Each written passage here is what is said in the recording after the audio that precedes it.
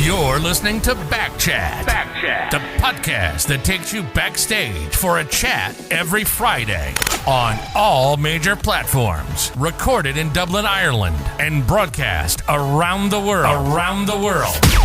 Join Michael O'Reilly and his guest weekly to discuss the entertainment realm and all of its secrets with leading musicians, actors, and entertainers. Before this episode begins, follow us on Instagram at back.chatpodcast and check out our Facebook.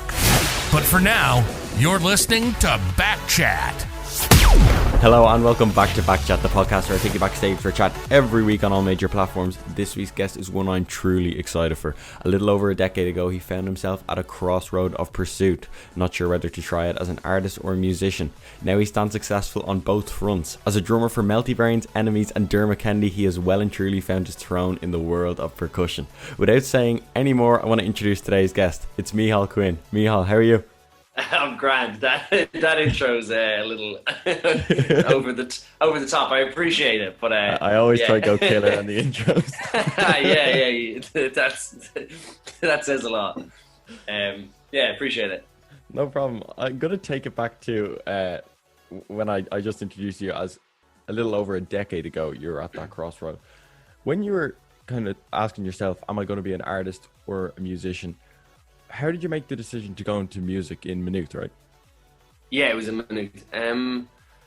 Like a lot of staying up late at night chatting with my mom about it, to be perfectly honest. I didn't know what to do, and I just liked doing music and I liked doing art, and I was like, well, it's going to be one of them. But I had no idea what that meant for like how you'd make a life out of either of them. So it was a lot of being like, what do grown-ups do, ma'am? Like, what sort of skills do you need to be a grown-up, essentially?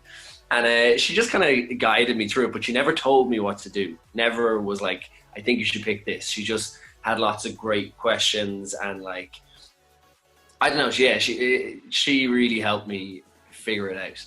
But like when I look back on it, yeah, exactly. I don't know exactly how I made the decision in the end. I think there's a great, there's a guy I'm always talking about him, but his name is Alan Watts, and he's just a Zen Buddhist and thinker and philosopher sort of dude. And he always says, broadly speaking, when we're making any decision, it's always a snap decision. No matter how much time and effort and thought you put into things, it's just a snap decision in the end that you're just waiting to make. Yeah, it's kind of cool. And obviously there's more to it than that. That's like dramatically speaking. But I'm sure at some stage I just went, right, it's music, that's that. No more thinking, just do it. And that's it, yeah. And it really has, like, it's worked out for you tremendously, as I've seen and realised during my research. But I want to kind of take it back to 2009, okay? I believe your first gig with Dermot was it at James Vincent McMorrow in the Sugar Club? Yeah, what was it? We try and figure this out a lot, which was the very first one. There was a handful around that time. Like we did one in the store in Music Maker, we did the James McMorrow one, and we did another one. Was it in Kildare? Oh yeah, the Dewdrop Inn. Yeah. Oh man, my mom loves talking about that gig. Because we were opening for De Laurentiis. Okay. But they wouldn't book us for the nighttime gig. We weren't good enough to be You're booked at the matinee, right? Yeah. So it was like Dermot's parents, my parents, the other bands weren't even there. They didn't even want to see us.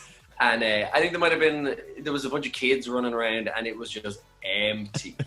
It was one of those was the very first gig. It was all of those kind of things. And like, man, to be honest, like even during those ones, we were like, we should be the headline act. It's like, no, you can't even get a gig at night, lads. Like, you're not good. Well, I noticed that about you in watching kind of other little bits of interviews and watching yourself and Dermot, because you very much so came up together, you know. And I've seen that kind of like stoic virtue with you guys, where it's like we should be, you know, headlining, and we like I feel there's a palpable sense of like we should be way bigger than we are. Is that? Yeah, that's fair to say. Yeah. It's like when you hear it, it's obviously kind of arrogant or whatever. But Yeah. back then we did. We were just like, even when we were crap, I think we both knew there was something we had that could work. But as well as that, it was like paired with this idea that those boots had to be filled by someone. Like someone had to be the drummer of Kings of Leon, and someone had to be the like singer. Yeah. And we just understood that, I think, and we were like, well, then we believe that and we think that, and like lots of other people we chat to don't. So therefore, maybe we could go do it. Actually, Yeah. yeah. We were just full of ourselves, I guess. But I love that. And at the time, you guys played as Dermot Kennedy, and then Mm-hmm. it kind of formed into the band Shadows and Dust. How did Shadows and Dust come about, and how did that kind of fizzle back into Dermot Kennedy? How did it come about? It was, I think I was just a bit thick and I didn't want to be a drummer for a lad. I was like, I want to be in a band. If we're going to do this, like, it's a band. And Dermot also is the same. He was like, yeah, I don't think I want to be a singer-songwriter. Like, it's full of all a certain, it just says a certain thing, I think. It was his attitude to it. Yeah. And so at some point after a few years, we had been writing lots of music together under his name, and I was like, man, like I'm putting lots into this music as well. Yeah. Like it's our music. You're writing the lyrics and the stories, but I'm coming up with a lot of the music. We should be a band, and he was all for it. And we had not months, like weeks of texting each other band names, and we just list like 30 band names. Do you remember any potential ones? Yeah, there were some bad ones. Can you say? The worst one was avant-garde. We had come across it in some lecture in college and been like, that's a cool name. It would have been the worst thing possible. But the song Dancing Under Red Skies? Yes. So that was originally the title of the very first thing we recorded, like in 2010 or something, and then that was a potential band name for a while as well, because he was always just mad about that phrase, so we nearly called ourselves that. But yeah, it was after about a couple of years playing together, we're like, okay, we're a band, let's do this. And then it just went the way bands do, and we just like, it felt, I don't know, we just weren't able to do it anymore. We weren't able to keep everyone's ideas together and stay motivated together. Yeah. So we just took a call one day and we're like, all right, this isn't, we're not happy doing this, so let's not do it anymore. And for a while. Yeah. And we just sort of went our separate ways for a bit. Because I think the band was putting lots of pressure on our friendship and our other friendships, like in the band with other people. Yeah. And now like I'm as close with Leah, who's the violin player, as possible, and same with Dermot, and like the friendship is far more important, but we had to let it go. We had to let the band go to find that out, I think. And that time apart, when you broke from being a band and kind of went on your, I'm going to say, own kind of solo projects, what was it like getting the call to come back to kind of play with Dermot, as him going on tour again? Or was it like that, or was it instead of the band every day, it was, hey, can you help me with this every 3 days? That gap in time, what was that? I had Meltybrains as well. Yeah. So that was always my thing. But then like just before our band broke up, Enemies were looking for a new drummer, and I was like, I think I'm going to try do this, and it just worked out, and I slipped in there. And after a couple of months of being in that band, Shadows and Dust broke up. And for 3 years then, we just didn't do anything. And I did Enemies for those 3 years. Yeah. And then as Enemies was breaking up, I got a call from Dermot. And he was like, hey, do you want to come? I'm going to like get a live thing going. And Enemies had just finished up. And it was like Enemies fit perfectly in the gap. In that gap. And that was like 2016, the last Enemies show, wasn't it? Was it? Or was it? No, 2017. December 2018 or December? No, I don't know. It's all blurry. I just saw the cam footage from your kit, which I'm going to talk about later on. I think the caption is Enemies' final show. Oh, I know the one you're talking about. Yeah, If that says 2016, then it's 2016. Yeah, because as you said, you slotted back in then with Dermot's live kind of performances at the time. And what I've seen from then, and I was lucky enough to be at a string of gigs from the Gaiety to the likes of Electric Picnic and then to the Three Arena. And at all those kind of gigs, I saw that you have this like energy or kind of connection. You look back at each other and there's winks and there's kind of nods. Mm-hmm. And do you think that kind of really came through spending time apart and then come back together and being like, this is what we strive to do, you know, at the very start, this is what was meant to happen? That's interesting. Yeah, I think, that's a really interesting point. I think because we went our separate ways. And you know, when he called me and was like, hey, we're gonna, because we recorded After Rain and those songs in Shelter, in like 2015 or something, and it was just a thing we did and it was cool. And then when he called and was like, I have like managers now and record labels that are interested, we're gonna do a live thing. I remember like in my head, I was like, oh, okay, here we go, this is it. It's about to happen now. Yeah. The thing is gonna happen. So I think then as it started to happen, I know for myself, it confirmed a lot of my ideas from when I was younger about what I thought about my life and about the world. So I think I can imagine it did the same for Dermot. That now when we started playing, there was just this sense of like, it's working. Like, it's working, man. And we're getting away with this. Yeah, exactly. Getting away with it. And it was me and him in amongst all this chaos swirling around. And we were still the 18, 19-year-old lads who wanted to do this so much that I think we never fully, not that we didn't believe it, but we were aware of the cuteness of all of us, you know? Yeah, like kind of like the kind of chanter kind of thing. Even when you were in chanters, you were like, are we just chanting our way through this kind of thing on every song? Yeah, like, can't believe it. You know, it felt like, as opposed to we're people who are this, it felt like we got to do it. Like the way you get a go on like, I don't know, something really cool. You'd get a go in a cool car as opposed to being a person who owns a cool car. Okay. And I feel like we had that sense. So like even an Electric Picnic, if I had seen a band at that slot in my head, I'd be like, well, yeah, they're a legit band. Like they're the real deal. Whereas we're like, we get to go on second last. Oh my God, that's ridiculous. And I think that... Sorry, go on. No, I just think that carries through. You can see it in us that we're a little like... 1,000%. And I saw that first of all, I saw that Electric Picnic, which I'm going to touch on in a sec, because that was in itself probably one of the most incredible live performances I've seen. Because there's an ambience, which I'm going to touch on a little bit later, at your gigs that it's hard to replicate. And I just want to stay on the last tour for a minute, right? I heard something quite interesting about yourself and the last tour, and it was that I believe you had like a lot of control. Essentially, the whole show came off your left foot. Do you want to talk about that? Yeah. Did we undo that on? Was I still in charge? You know, I was.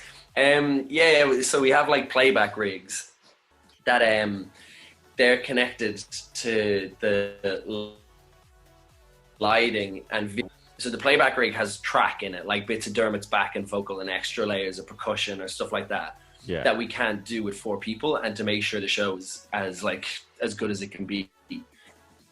But I have this little switch on my left foot that I turn it all on. So every time Dermot talks and he does his thing, and then when he heads down, I press. We have a system where when he presses his tune pedal, I press the start the song, and you have your count in, and then you better be ready to go because it's starting. That's it. So that's how it works. But like I get mischievous with it because Dermot will be talking and I'll just start pressing it to throw him, or so that he gets his big like count in his ear and you're like, oh, here we go. However, I had to stop because it was attached to the video wall behind us. I think I was freaking a lot of extra people out who didn't need to be freaked out. Very professional people who weren't as into the chancers. The messing. So I had a good bit of control with that. I liked it. But I think they might take it away from me as it goes on because it's getting a bit big. They can't be trusting me with that. Well, it got really big, and kind of staying on the kind of chancer and messer thing. There's a huge usage. I saw it at the Three Arena, especially of the talkback. People know about these things now. Yeah, this is like, public knowledge, and it was really funny, but also I feel like that's also used as a tool of gauging how everyone is. Would that be fair to say? Yeah, absolutely. There was a point where we talked about it, and I was saying that I didn't think we grasped how important and valuable it actually was. Yeah. Yes, because it if someone's not on the mic, they're having a rough time. Something's like, because touring is crazy. And you go through so much stuff, and you have to just kind of hold it together. And every day you have to get out in front of however many thousand people and do your job. And that's kind of weird. So you need people around you who can check in with you and who get where you're going. Yeah. Like get what you're at and what's going on in your head to some degree. And the talkback lets people know what level you're on. Like, because there'll be nights where I just won't say a thing into it. Okay. And it means like Dermot knows Micheál's having one. I probably won't. I'll leave him alone. I might give him a few nods just to let him know I'm here. But yeah, cool. Yeah, so it's really good for keeping tabs. Yeah, and then as well, I think it keeps us together, because as the stages get bigger, you can lose a sense of that you're in a band and you're playing music with people that you just love, and that's what it's actually about. Yeah. That it can turn into this big spectacle, but then the second you hit on the talkback and say something stupid, everyone is right beside you, and it's the four of you on stage and the crew, and you have this little secret, and it keeps you safe from the audience, I think. Yeah, and it's such a special thing. I really saw it the first night at the Three Arena. That's the night I went, and between songs, I felt like Dermot was trying to address the crowd, and he was like, "We're just gonna do another one, and I'll work on it." And I could see the way you could tell, especially with yourself talking into it. I think it's on the left side of your kit, so your head would just disappear. You'd say something, and then there'd be kind of heads going. And to anyone who kind of doesn't know what I'm talking about, disgracefully obvious. But anyone who doesn't know what I'm talking about, the talkback is essentially, correct me if I'm wrong, but you guys on stage wear earpieces with a monitored feed of songs that are playing and so forth. Exactly. And you guys also had microphones that you could privately chat to each other between songs. So that's what the playback is for anyone who isn't sure. Yeah. But I definitely saw that, and that was a really, really funny one. There was a day where I clocked. I was like, all right, when I talk into this, I disappear and then come back up grinning. So it's going to be so obvious. Yeah. But the goal is always to try and make Dermot laugh, because he's really good at holding it together. But if you make him laugh, and he won't laugh, because he takes it kind of seriously. He takes his talking with a degree of seriousness, because he's getting across his songs and his message. Yeah. But if you can make him laugh, you've said something funny, because it was clever enough and on a level enough that he was willing to let it go. Let it go, yeah. Yeah. So there are nights where he's just turned and he'd just be like, fucking please stop it. Yeah. But then there are also the nights where afterwards he'd be like, don't do that. Like it's not funny. There's no point in that. You're just kind of being a bit of an arse back there. And either way, it's so funny. Like it's something that if you didn't know what was going on, you wouldn't understand it. But now it's so much so like, it's just like mates playing with each other. And being in a practice room, except you're playing in the Three Arena, which is mental. Yeah. I think it keeps you out of the headspace of playing in the Three Arena, because I think that could do weird things to your head, and I think we keep a grip on not being in that headspace, Yeah, and on that kind of Three Arena gig, you described it as pleasant but wild. Now, it bewilders me how correct you are, because I was at the first gig, as I said. I've never seen anything like it. It's a gig where everyone is very nice. People are opening the doors for each other, and no, you can go next to get a pint. How is that atmosphere created? Like Dermot just attracts a certain thing, I think. I think his energy is just putting out this enormous, like if this will get all stupid and was spacey or whatever, but the vibration he puts out just throws a net around a certain type of people. Yeah, I think, and yeah, I don't know. It's very bizarre because you'd be playing shows and it's a nice bunch of people you're playing to. Like, it's people you'd be okay talking to, or if your mum had to talk to them, it would be okay. Just send her out to the pit and they'll be fine. Yeah. Or if Dermot needed to use the loo, that was down. Hey, go on ahead, come on, quick. yeah, it's a strange one. But On the kit that you used, I'm gonna say on the last tour, especially kind of the European leg, right? I'm by no means a drummer myself, but can you tell me the story behind a very special snare you got midway through the European leg? I think I'm correct.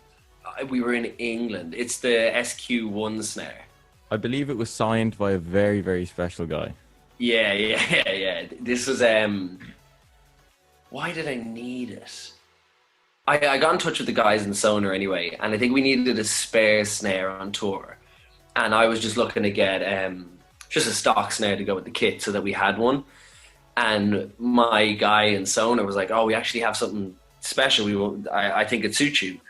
And like Sonar to me is, someone the other day asked what like my biggest achievement was doing all of this. And I have a tricky time trying to understand that. But I think the answer I gave anyway was that I'm part of Sonar's roster now. That's the coolest thing I could have ever imagined happening. So the fact that I can even have conversations with these guys is mind blowing. And he was telling me his boss had got Chris Coleman to sign a snare drum, who he plays for Beck at the moment, I think, but he's just like an alien of a drummer. Just legend. Yeah, just mad beyond what drumming is. Yeah, he's crazy. He signed it because it was one of the first SQ1 snares they made, and he was their guy for that flagship kit. But the snare drum was just sitting in the head of artist relations offices in a box, I think, or something. And they didn't have they had a plan with it to put it on display or something, but they never did it. So when I asked, he was like, "We'll send you this drum, actually."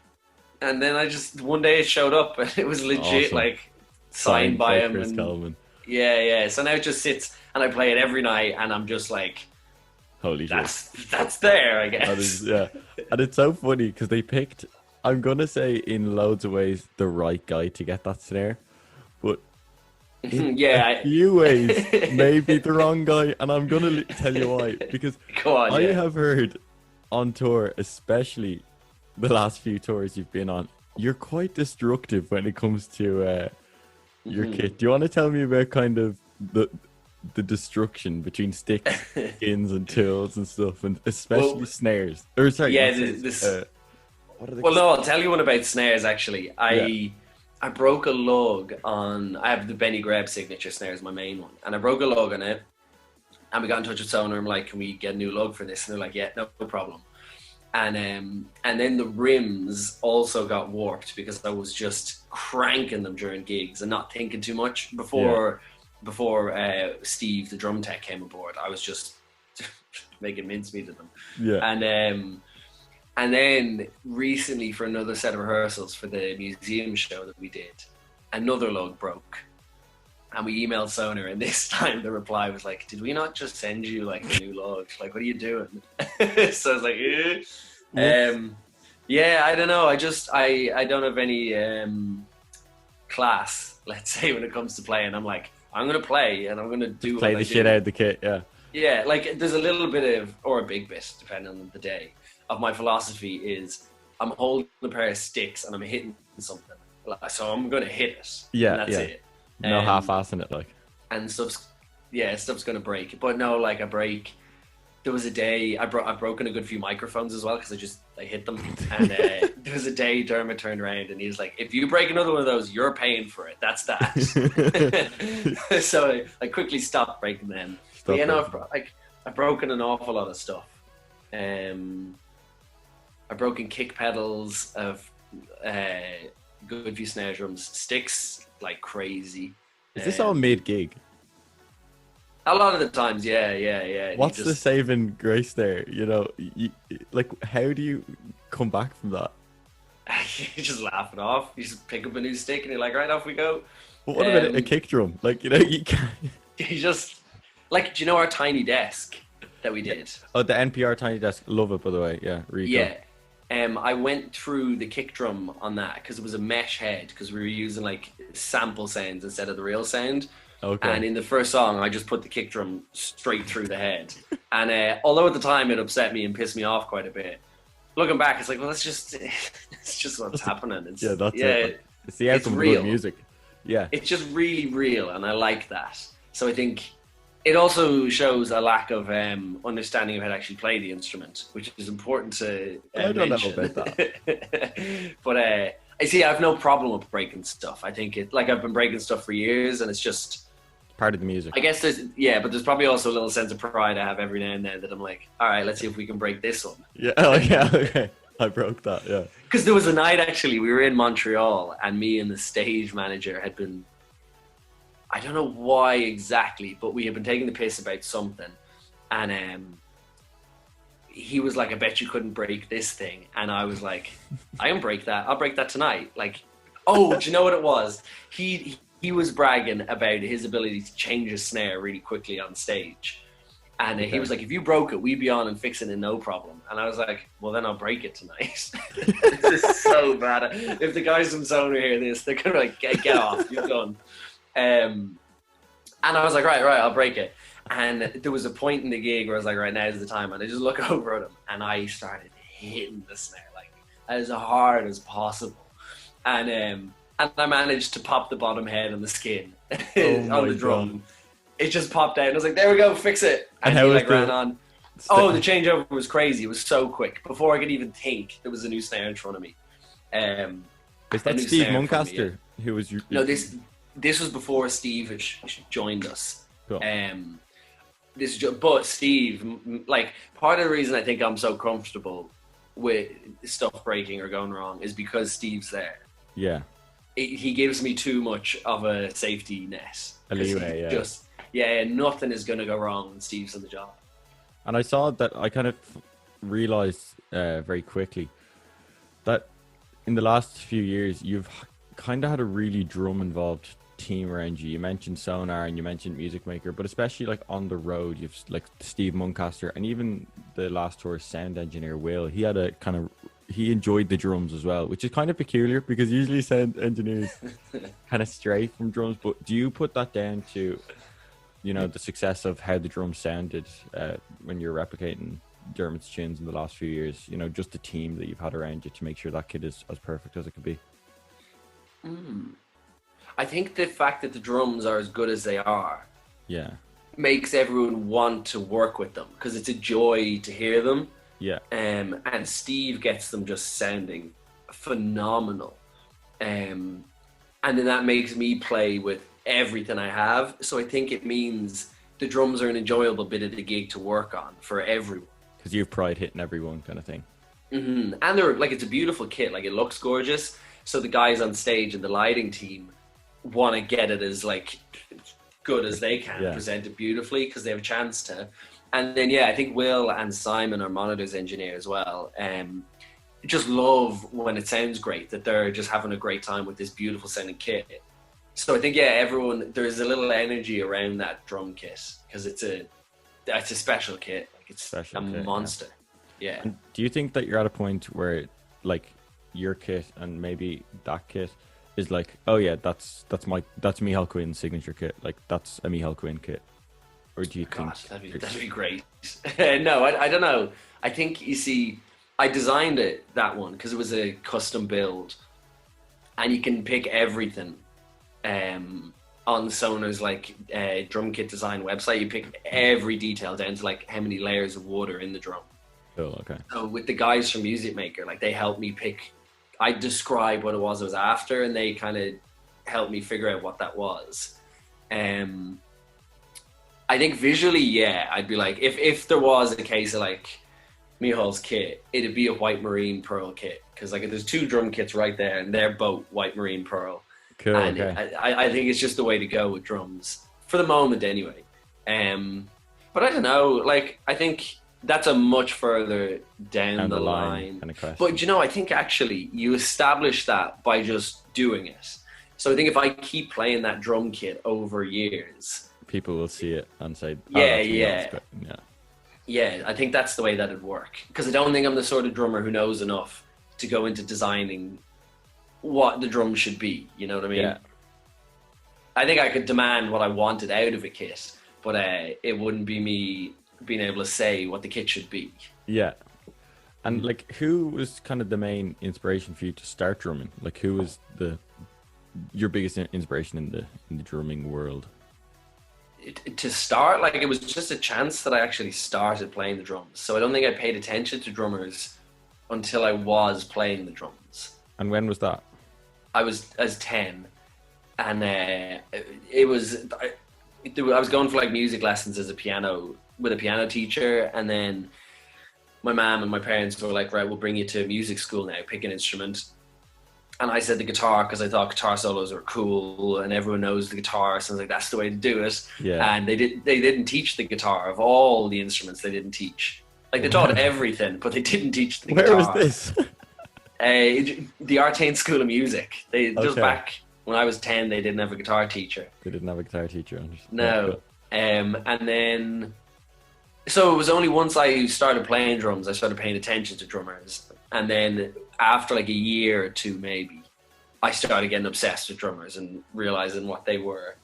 But back then it would have been like John Bonham and Buddy Rich and Dave Weckl and like Keith Moon and all these big, larger than life, like serious drummers. Yeah. Buddy Rich is a cool one. He started playing when he was 2, which is and he started playing on stage when he was like 3 or 4 or something. It's mad. Yeah. But there's one of the reason the white marine pearl is the thing that I'm about is because that's what Buddy Rich used. Oh, cool. And there's a kit right there that Buddy Rich played that he had on a clinic tour that was his kit. So you have a Buddy Rich kit in your front room? Yeah. It's a bit mad. Like, it has a few big cigarette stains on it from where he left his cigarette just sitting on it. A real jazz club player. Yeah. Cool. I So, love like, it. I can picture him sitting there smoking his but it's intimidating. Every now and then you'd be playing it and you just click for a second what you're actually playing, and you're like, oh, I should put the sticks down, actually. This is a bit much. Yeah. And I use his sticks as well. Like, his signature sticks are the sticks I like to use. So he's a big No wonder they break a lot. Yeah, because they're not designed to be played the way I play them, really. Yeah. But it's cool that you use them. And kind of moving on to Meltybrains, whose Instagram I find very funny. And I saw There's no like organization to it. No, it's unapologetically, like it's so funny. You said there's a video and it's like you guys are just standing outside a house just making mad noises, and the caption is something like, it's never going to end, and if it does, it's a joke. And I thought that was really funny. Like, is there a deeper meaning to that? Like, especially with the pop-up kind of years you've had between Meltybrains, Enemies, Dermot, and then like you had Free Kyle, wasn't it, in 2019 with Meltybrains? Yeah, but Free Kyle actually was written in 2014, and we had it out and stuff, but we never put it on Spotify. So only last year we're like, let's put that up on Spotify. Yeah, so is Meltybrains kind of your baby, or the Yeah, like I think how many? I have one Meltybrains tattoo that's straight up a Meltybrains tattoo, and then I've one of me wearing a Meltybrains t-shirt, like a little cartoon illustration. Meltybrains is like it's home base. That's how I'd put it. Home base. When I'll go out and do all the shit I do, and it's only when I come back and see the 4 lads is when I'm like, oh, okay, now I'm back. I'm where I'm from. Yeah. That's what Meltybrains is. I really like that, and I think spending so much time on the road as well, it's cool to have something to come back to like that. And even kind of when you're on the road, I heard that you're a great man for a smoothie. Oh man, I buy a blender every tour. Instead of, it's stupid. Instead of getting a blender and bringing it, I buy a new blender every tour. Yeah, I have my morning routine is quite strict on tour, so that like some bit of me is together, but it involves a smoothie every day. Yeah. And I chuck so much stuff into it. Like everything good I can find goes into the smoothie, and it comes out as this like almost rough texture, thick drink that it just about tastes like pineapple and blueberry if I put enough of them in. But it tastes like dust a lot of the time because there's so much different like maca powder and like wheatgrass and all sorts of stupid stuff. And then me and Kieran, I don't want to share my blender because I'm not into bananas and he's always putting his bananas in them. So I make him get his own blender. So we have 2 blenders on the bus. Oh, it's ridiculous. This is high-end stuff, Micheál. This is show business. It's disgraceful is what it is. And I love a good smoothie. Staying on food, I believe that you're a bit of a cook yourself. No, we can't. That's not true. This would be an insult to anyone who does cook. I'm gonna give you an out, okay? We'll call you a foodie. No, if my housemates heard you say that, they'd be like, no, that is the last thing that boy is. Where's the worst country of, where's the worst food you've had on tour, and then where's the best? You see, so the way I approach food is fuel. That's I like cooking. Yeah, when I'm at home and I have want to make the effort, I love cooking. I love putting on some music and just getting into cooking. But it's very few things I actually cook. I have a handful and I just do them on the loop. Yeah. But if I'm entirely honest, food is fuel. I've been saying lately, if you could tell me I never had to eat again and I could just continue my life, I would. Like that. I'd be like, yeah, grand, it's in the way. I'll eat every now and then, but it's just it takes time from doing other stuff. So when it comes to food on the road, I never think too much about it. I don't use it as a thing to clock into too much. I could sift through and find an answer, but I think really I'd just be like, did I get enough fuel that day? Yes or no? And that would make me be like, oh well, Germany was annoying because I couldn't get what I wanted that day. Yeah.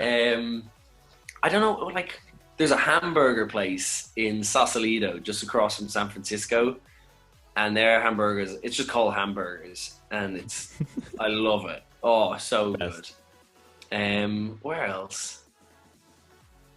I don't know. Yeah, I don't use it as a marker to clock what's going on. So you're the kind of person where it's it's kind of 8 o'clock at night. You're like, what the fuck is wrong with me? And then you're like, oh yeah, I haven't eaten since yesterday. I haven't eaten since Tuesday. Yeah.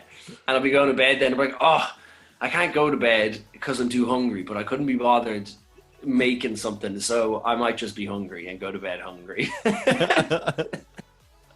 Oh, that's quite a school of thought.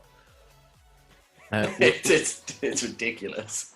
No, but that it's funny, and we're kind of in mental times now at the moment, with the lockdown and stuff. And for musicians, it's very different than the album then tour, then album then tour. But in the midst of it all, you got to do probably one of the coolest gigs I've ever got to see, and that was the Natural History Museum in London. What was it like to get that opportunity, just smack bang, kind of in the middle of lockdown? Oh, I the level of, I don't know, privilege or fortune or just luck I felt was crazy. And I think everyone was in the same boat because the whole week of rehearsals, everyone was just on cloud 9, having just such a good time. Yeah. In each other's company, everyone was just happy to be there and realize how crazy lucky we were to get to do it. And then I think that translated into the music where we just played in this way that we hadn't played before, where it was you were playing just because you got to. Yeah. In a world where you didn't get to anymore. It was just such an incredible thing to get to do. Yeah. That's how it felt watching it. It was kind of like, oh my god, we get to do this again, and we didn't think we could, and that translated, really nicely. Do you think those live streams are kind of the thing of the future now with our back into lockdown situation? I don't know. I feel like I'm not qualified to even have an opinion on it. I think, but I will, because I do. No, I think you're pretty well qualified. It was a fucking amazing. I don't know. I think Dermot set a standard anyway with that. Oh, for that sure. It was like a play, or it was theatrical in a way that, like, it was engaging, because on stage you engage with people through the noise and like the feeling in the room. Yeah. But I think a lot of the live stream stuff that I had watched, you were just watching it, and you were just sitting there watching it. You could be in your own head. It wasn't as immersive. And then the Natural History Museum show happened, and it was like the old Pink Floyd things where, like, you sit and you watch because it's as engaging as can be and nothing else is going on right now. And you don't want to miss a beat, yeah. Yeah. So I think if we did have to continue down the live stream route, that's the one to beat. Even if I wasn't involved in it, I'd be like, that's how you do it. That's crazy. With you, yeah. Yeah, Tame Impala's MP or Tiny Desk was really cool. I like that as well. But again, it wasn't very theatrical. It was just the lads playing the songs, but it was cool. And like with that Natural History Museum gig, Paul Mescal from Normal People was also quite involved in that as well, which kind of gave it a second element. What was it like working with him, or kind of sharing the stage with him? It was class. Like, he's a legend, for one. He's just a really, really nice guy. And then he also had the same sense, I think, of like, we're so lucky to get to do this. Yeah. And then I think for him as well, because he was new to any sort of notoriety, he was a bit like blown away by, yeah, he was like, I get to act in like this museum class. So I think he had the same attitude that we have to things. We're like, we get to do this, unreal, I want to do this. Yeah. So, and then I guess as well, we were all just really happy to get to meet someone new in the situation we were in. So everyone was on a level and was really up for being friends. And then his acting was like kind of scary how good it was. Like, it was moving. So to get to perform with someone of that caliber meant you had to lift your game. And I think then he noticed you lifting your game. He'd be like, well, then I gotta lift my game. And it was just, so it was inspiring to work with him. He was cool to do it with. Cool. And I've a kind of fun and weird question to ask you next, and maybe you'll understand. But who's the coolest or best person you've had a game of chess with? Oh. Because I believe you're quite a chess man. The board's right here. I haven't been playing the last few weeks because it's been fairly busy where I'm living. It's very outdoorsy and there hasn't been like chess time. Do you know, I don't have one, but I'll talk. There's a few people I should talk about. Cool. So there's a guy called Mick who taught me chess like 3 years ago, and me and his games are incredible. Like, they're these huge epic battles where about like 6 or 7 different attacks happen and you're pushing and you're pulling, and it's really, my games with him are my favorite games. Like, they're just, because he taught me, I picked up a lot of the way he plays, but then I understood how to get around him as well. So I think those games are really dynamic and they're charged and they're full of, like, we shit talk the whole way through them. Like, there was one game actually where I was on top, but he is so slippery. I couldn't corner him. And just like a few moves before I knew I was going to win, I wrote down in my hand something and I was like, Mick, I know what you're going to say the second this game is over. And then the game continued on for a bit more, and then I won. And he stood up and he just goes, took you long enough. And then I just shoved my hand in his face and it said, took you long enough. So me and his games are very like emotionally involved and connected and just epic. But then I played a game against a guy in New Orleans down in the French Quarter. When was it? April 2019 maybe, sometime last year.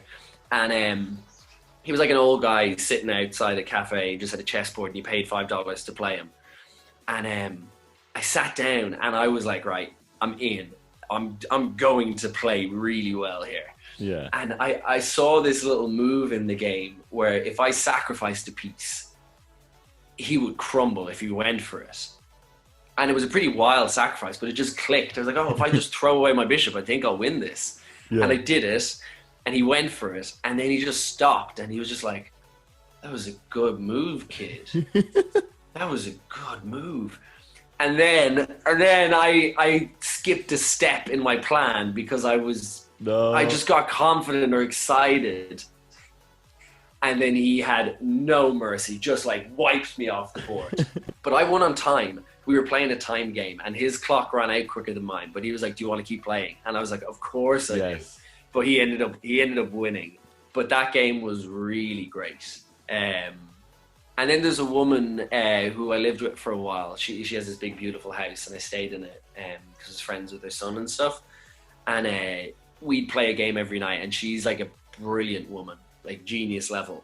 And games with her, when I first started playing, were terrifying because she just would push my pieces off the board. It was just like, get off, get out of my way. And like she'd end up with 3 queens on the board, and I'd just be there like a pawn and my king, just like, what's going on? So those 3 people would be my favorite like situations of chess, I think. Love it. And I think that's a really cool thing as well, the range of things that you're interested in between the chess, obviously drumming, really cool artist as well. I've seen some of your portraits on YouTube, the time lapses, which are really, really cool. I want to bring it back kind of, to end things off shortly. What was the best gig you've ever played in your life? Oh, well, the first one that popped into my head there was the Ryman in Nashville. That was different to every other gig. I don't know if this will make sense, but the texture of the energy was different to anything I had ever seen or felt or experienced. That one was crazy. I remember beforehand walking around the room and I saw this video because it's a museum as well. There was a video of Garth Brooks talking about the theater, and he was like, this is the only stage I was ever nervous about playing in my life because this is the most important stage in the world. Wow. And he was like, you probably will have one of the best nights of your life on this stage. And I left the venue then. I was like, I can't handle this. I need to not be in this building. But that night, like the way people describe music and gigs as electric, like it was electric. Oh, just, I don't know. It was mad. Like crystal clear and ferocious and like... the perfect mix. Yeah, it was mad. So that was one. Electric Picnic was nuts. But with that one, I felt like I was holding on to my sticks and I was just trusting that I knew how to play the drums to get through the gig. Yeah. That the spectacle of it was what was cool as opposed to the music. Like during that one on the Talkback, in between every song, she's like, this is mad. Like, look at all those people. Does anyone know what's going on? Like 50,000 people. Yeah, that was nuts. But the Ryman is the one that came to my head first. Meltybrains did one in the Abbey, which was... No, there's probably another Meltybrains one along the way.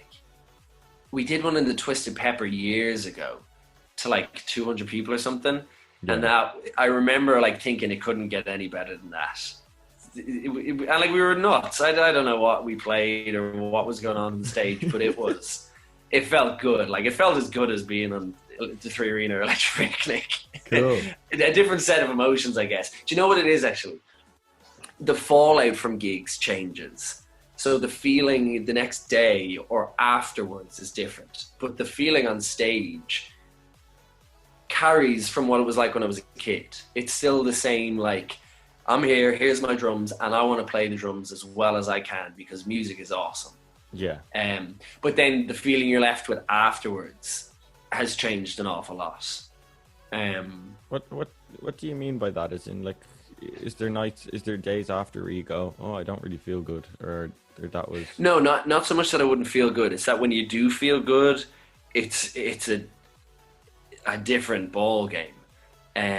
Like there's gigs where the next few days you're just sitting there and like you could die. You're so content. Yeah. You're just like, yeah, I did that. Like I gave it everything I had and I did a good job doing that. And then there's this feeling that's come along like a handful of times, I'd say.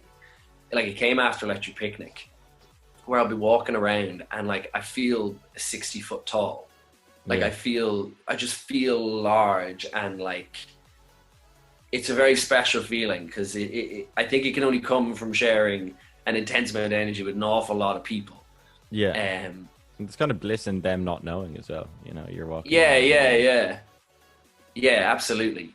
It's very much for yourself because you can't share that and you can't explain it. You're happy, I think. Yeah. You're happy and you feel confident and in command. You're like, okay, I can do that. Like, yeah, I should believe in myself. I should like have faith in my conviction with things. So the aftermath changes as That's time really goes interesting. on. I've never heard that before. Yeah. It's funny, I haven't even said it before. It's clicking now. I'm like, oh yeah, that's the thing. Yeah, that's really special. And like at EP, did you get to do any gallivanting when you weren't on stage? Oh yeah. Like, because we were playing Friday night, and I was like, I've been at festivals every weekend all summer and haven't got to get into them. And like, I grew up on festivals with like the Melty guys and stuff. We were at every one for 3 days, doing like just whatever we wanted. And so when the Electric Picnic thing happened, I was like, all right, I get to hang out Friday, play almost the biggest slot there is at the festival, and then I have a ticket to the festival. Nice. So Saturday, the whole day, I was just bouncing between groups of friends, seeing as many people as I could on my own little mission of happiness.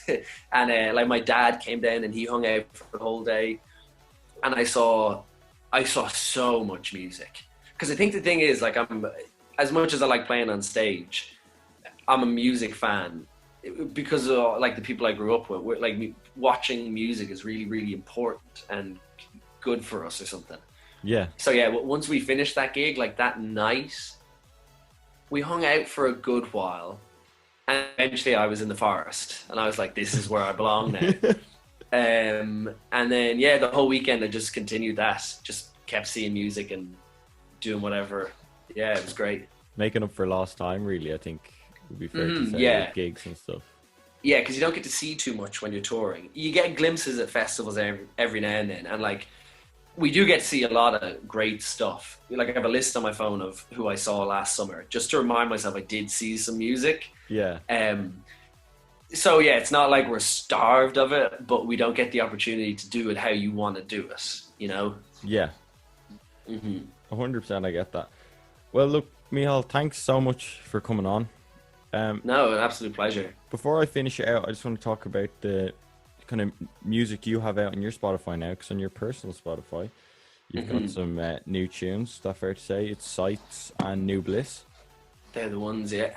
And I would love and urge if people go and check out micheálquinn.com, buy the CDs, go to Spotify if you don't want to buy the CDs, and stream the tunes. And is there any new apparel coming? When can we have? There is. I have a box with 100 things. I'm not gonna say what they are yet, but they're in there. And I got an iPad recently to be able to draw stuff and design that way. Nice. So what I have in that room it's the first time I have like a piece of art that I did on some of the clothes. And then there's a few other things coming that I'm just waiting on getting them, but I want to, everything's just been logo stuff so far. But with these things now, I'm trying to bring it more into my art stuff. So I have some plans to customize things and make them like each a one-off kind of piece, in whatever way I can. But it's all the stuff now. Like I'm starting to try and name it and like have a reason for it. So like each item has its own little story, and it's like an influence from what I'm doing with my life at the moment. So there's a bunch of stuff coming, yeah. And then actually I have I have a thing. I haven't spoken about it much at all, but I did a thing. I'll leave this like this and see if we can figure it out. I did a thing on one of the tours, and I've now since taken that off my Instagram because I want to figure out a way, and I have it all finished, just haven't presented it yet, but in a more real world way. I wanted to take it off Instagram and turn it into something more tangible. So that's all I'll say on that. Gonna leave me with that. yeah. Well, head over to Micheál's Instagram. It's mquinn211, and go ahead and follow it, and follow the podcast at back.chat podcast on Instagram, and comment on Micheál's episode post what you think that is, because I'm now gonna have to start digging or trying to figure out what the hell you're talking about. I hope it's a t-shirt, because I need to buy a new t-shirt anyway. It's not a t-shirt. It's not a t-shirt. Oh, is it 50,000 people in a field in Laois? No. You got to think slightly more outside the box, and I guess think a little. I'll give you a clue. I don't think it's something that on paper I would produce, if that makes sense. Like you'd be like, oh, he's doing that. Oh, interesting. But it will make sense. Like, of course, but like, I don't think you'd anticipate it. No, that's a great idea. It's a great idea. The tour, it's like George Foreman. Yeah. Well, thanks so much for talking to me. It's been an absolute pleasure, Micheál, and I'm looking forward to seeing what's next for yourself and future projects. No, I appreciate it. That was great. I got some. I said some things there that helped me understand what's been happening, I guess, to me and Dermot the last few years. So it's cool to get to hash that sort of stuff out. Once again, thank you very much to Micheál Quinn for coming on Backchat this week, and thank you very much for listening. Don't forget to follow the Instagram, follow Micheál on all his socials, and I'll see you next Friday. Have a good one.